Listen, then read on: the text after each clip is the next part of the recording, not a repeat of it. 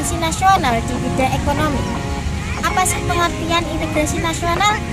Integrasi nasional merupakan penyatuan bangsa menjadi satu kesatuan yang utuh. Tujuannya agar masyarakat bisa menjalankan fungsi dan perannya. Meski itu, membangun integrasi nasional tidaklah mudah karena adanya berbagai ancaman di bidang, salah satunya yaitu bidang ekonomi. Berikut ini contoh integrasi nasional di bidang ekonomi.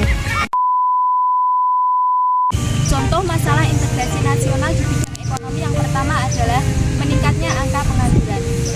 Ancaman integrasi nasional di bidang ekonomi dapat ditambahi dengan meningkatnya angka pengangguran.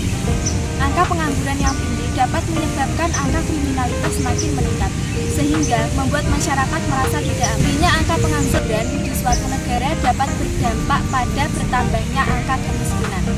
Pengangguran dapat disebabkan karena sumber daya manusia yang tidak memenuhi kualifikasi terhadap suatu pekerjaan.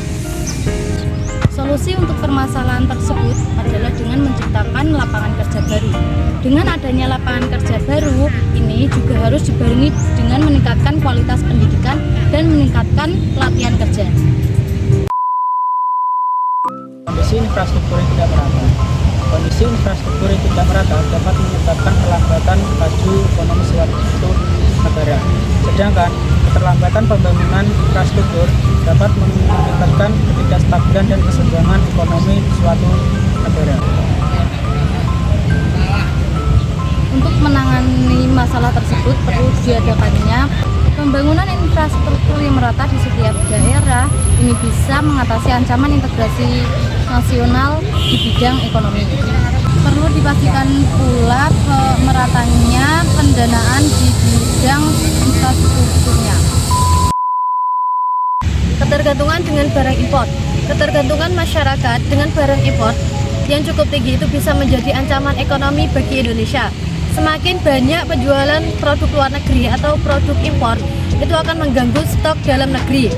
Sebenarnya, produk luar negeri atau produk impor itu diperbolehkan jika produk atau stok dalam negeri itu berkurang. Namun, ketika produk dalam negeri itu sudah tersedia dengan kuantitas cukup, maka produk luar negeri atau produk impor itu harus dikurangi atau harus dihentikan.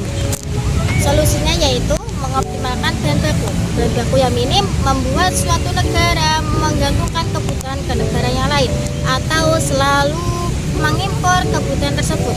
Hal itu tentu saja menghambat atau memperlambat laju ekonomi, khususnya produk bidang dalam negeri. Oleh karena itu, kita harus mengoptimalkan atau meningkatkan bahan baku yang ada di dalam negeri, sehingga kita tidak tergantung pada impor.